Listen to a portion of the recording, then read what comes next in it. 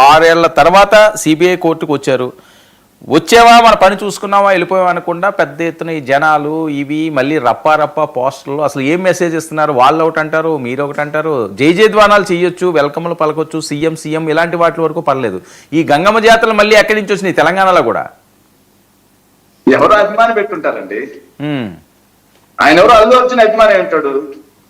ఈయన ఫోటో వేసి 80 ఉంటాడు.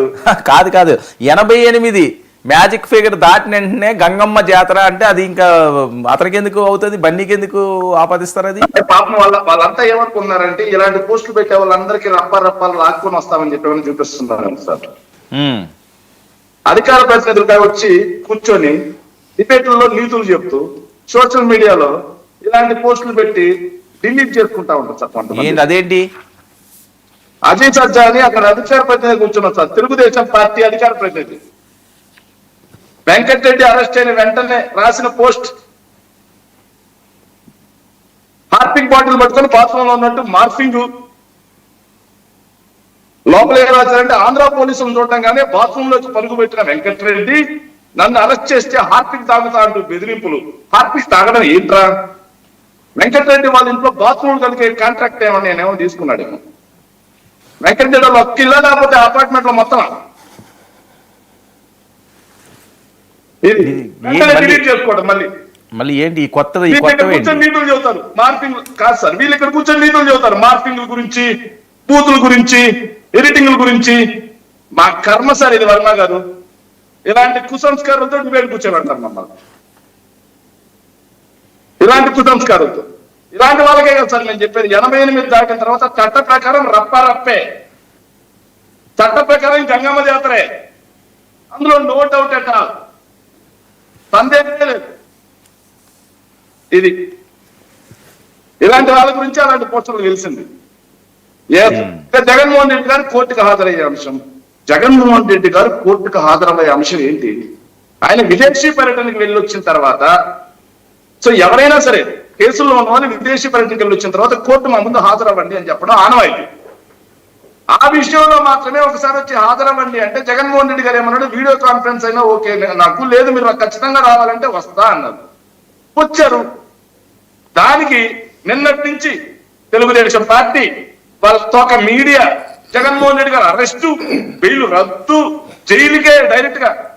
వీళ్ళే చర్చలు, వీళ్ళే కోర్టులు, ఆ మీడియా హౌస్ లో కోర్టులు, మీడియాలో మాట్లాడే వాళ్ళే చర్చలు. సార్ కేసు ఏంది? జగన్మోహన్ రెడ్డి గారికి ట్రైన్ నడవట్లాడు. అది కూడా ఎవ్వరికి నడిపించిన వాళ్ళకి. జగన్మోహన్ రెడ్డి గారి మీద సిబిఐ కేసు పెట్టి 11 ఛార్జ్ షీట్లు 9 ఈడీలు వేసిన తర్వాత వెంటనే కోర్టు ఏమని అడిగిందంటే, అప్పుడు ఉమ్మడి ఆంధ్రప్రదేశ్ రాష్ట్రాన్ని మీరు పార్టీగా ఇంప్లీడ్ అవ్వండి, పిటిషన్ వేయండి, అఫిడవిట్ వేయండి అని చెప్పి అడిగితే 15 రోజుల లోపల ఏమంటే వాళ్ళు ఇలా వేయకపోయిన తర్వాత నెక్స్ట్ ఏదైతే ఐఏఎస్ ఆఫీసర్లని మేము ప్రాసిక్యూట్ చేయాలి, అనుమతి ఇవ్వండి అని చెప్పి అడిగింది. రాష్ట్ర ప్రభుత్వం, కేంద్ర ప్రభుత్వం ఇద్దరు అనుమతులు ఇవ్వాలి దానికి. వాళ్ళు ఏమని చెప్పారంటే వాళ్ళు పిటిషన్ చేశారు అప్పుడు.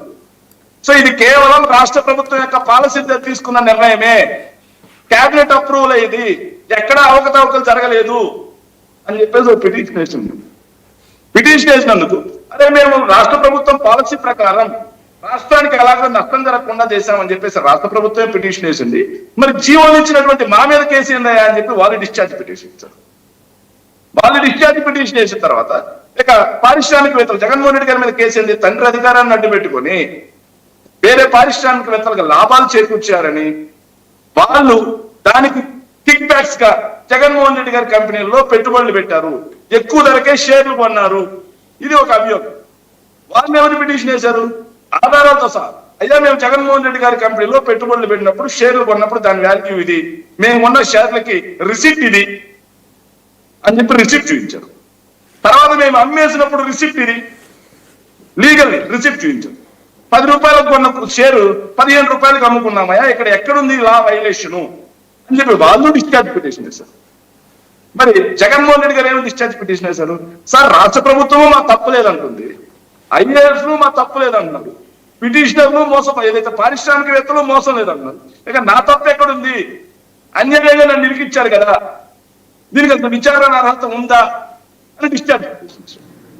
దాని మీద డిశ్చార్జ్ పెట్టి ట్రైన్ నడవట్లేదు, ఓన్లీ డిశ్చార్జ్ పిటిషన్ మీద నడుస్తుంది. అందుకని చెప్పి జగన్మోహన్ రెడ్డి గారికి మినహాయింపు ఇచ్చారు. డిశ్చార్జ్ పిటిషనే చదవకుండా ట్రైన్ నడవకుండా ఉంటే ట్రైన్ నడిచేటప్పుడు కదా ఎవరైనా ముద్దా వెళ్లాల్సింది. ట్రైన్ నడవకుండా జగన్మోహన్ రెడ్డి గారు రోజు కోర్టుకి ఏం చేస్తారు వెళ్ళి? కానీ జగన్మోహన్ రెడ్డి గారు కోర్టుకు డుమ్మా కొడుతున్నారని చెప్పేసి అక్కడ కూర్చొని ఎట్లా పడితే అట్లా మాట్లాడతారు. ఎలా పడితే అలా. డిశ్చార్జ్ పిటిషన్ కి ట్రైన్ కి తేడా తెలియదు. ఆ కోర్టులో ఏం జరుగుతుందో తెలియదు. సిబిఐ జేడి ఎంత ఆయన మీద అభియోగాలు పెట్టాడో తెలియదు. నోరు ఇచ్చాడు కదా ఈశ్వరుడు అని చెప్పి 1,00,000 కోట్లను ఒకడు, 42,000 కోట్లను ఒకడు. కానీ సిబిఐ జేడి ఇంకో మాట చెప్తాడు. అదే కేసులో దాల్మియా సిమెంట్స్ కి, ఇండియా సిమెంట్స్ కి, పెన్నా సిమెంట్స్ కి వీళ్ళందరికీ క్లీన్ చిట్ దొరుకుతుంది. అదేం తప్పులేదని చెప్పి బయటకు వెళ్ళిపోతాం. అదే కేసులో ఐఏఎస్ కి క్లీన్ చిట్ దొరుకుతుంది. సో జగన్మోహన్ రెడ్డి గారికి రేపు మాత్రం క్లీన్ చిట్ రావాల్సినటువంటి పరిస్థితి. కానీ వీళ్ళు జగన్మోహన్ రెడ్డి గారికి తీర్పులు ఇచ్చేస్తారు సార్. జగన్మోహన్ రెడ్డి గారు దోషి అని చెప్పి చర్చిల్లాగా అక్కడ కూర్చొని తేల్చేస్తారు. సో ఇంత దుర్మార్గంగా నడుస్తా ఉంది. కానీ ప్రజలందరూ బాగా గుర్తుపెట్టుకున్నారు సార్, అన్ని గమనిస్తా ఉన్నారు ప్రజలు. సార్ ఇంకోటి, వీళ్ళందరూ జగన్మోహన్ రెడ్డి గారు అక్రమాస్తులు అది మరి చంద్రబాబు నాయుడు గారు ఎందుకు సార్ జైలుకి వెళ్ళొచ్చారు? స్వతంత్ర సమరయోధ పోరాటం చేశారా? స్వతంత్ర సమరయోధులుగా చంద్రబాబు నాయుడు గారు పోరాటం చేశారా? రాజమండ్రి జైలుకి వెళ్ళారా లేకపోతే హిమాలయాలకు వెళ్ళారా? రాజమండ్రి జైలుకి వెళ్ళారా లేకపోతే కులు మనాలి ఏమన్నా టూర్కి వెళ్ళారా? జగన్మోహన్ రెడ్డి గారు ఏమి చంద్రబాబు నాయుడు లాగా నాకు ఒంటి నిండా రోగాలు ఉన్నాయి అని చెప్పి నేను లోపల ఉంటే నాకు ఆరోగ్య శ్రమలు, నాకు ప్రాణహాని, ఆరోగ్యరీత్యా నాకు ఇబ్బంది జరుగుద్ది అని చెప్పి బెయిల్ అడిగి తెచ్చుకోవాలా. మెరిట్ బేస్ ఈ కేసులో ఏమీ లేదని చెప్పి బయటకు వచ్చాడు. అవునండి, ఆయన యువకుడు, ఆయనకి ఏం ప్రాబ్లమ్స్ లేవేమో, ఈయన పెద్ద ఆయన కదా ప్రాబ్లమ్స్ ఉన్నాయేమో, అందులో ఏముంది? మరి అలాంటప్పుడు సార్ బెయిల్ అనేది చంద్రబాబు నాయుడు గారి బెయిల్ కదా తీసుకుంది. మరి చంద్రబాబు నాయుడు గారిని మేము బెయిల్ పక్షి అనొచ్చా? చంద్రబాబు నాయుడు గారిని జైలు పక్షి అని మేము అనొచ్చా చెప్పానండి. సో చంద్రబాబు నాయుడు గారి మీద స్కిల్ కేసు లేదా, ఫైబర్ నెట్ కేసు లేదా, ఇన్కమ్ ట్యాక్స్ కేసు లేదా, inner ring road alignment case లేదా, ఏదైతే శాండ్ కేసు లేదా, లిక్కర్ కేసు లేదా?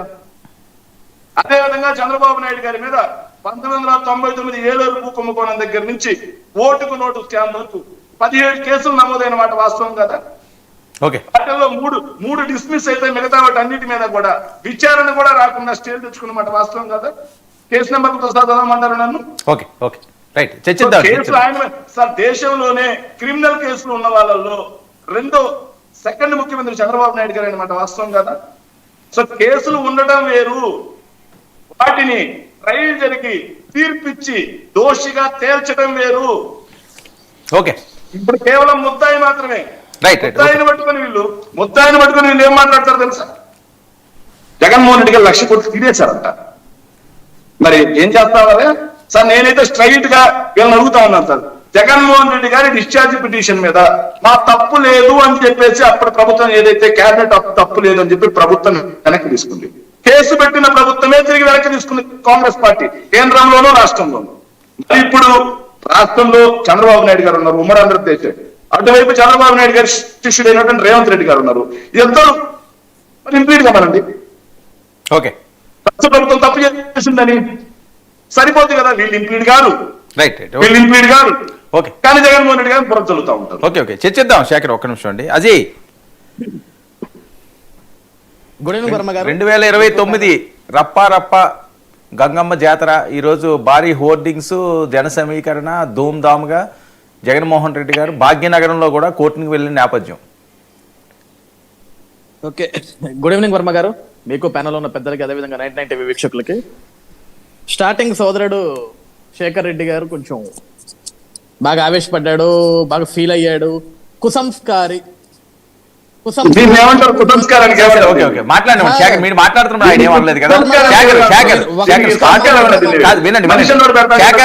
శేఖర్ ఫస్ట్ మీరు మాట్లాడారు, ఆయన మొత్తం మాట్లాడినివ్వండి. మీకేమైనా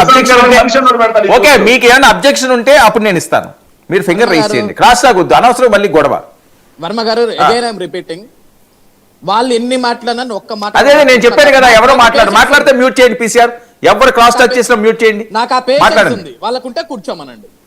ఇప్పుడు కుసంస్కారి అని మాట్లాడాడు అండ్ భయపడి తీసేశాడు పోస్ట్.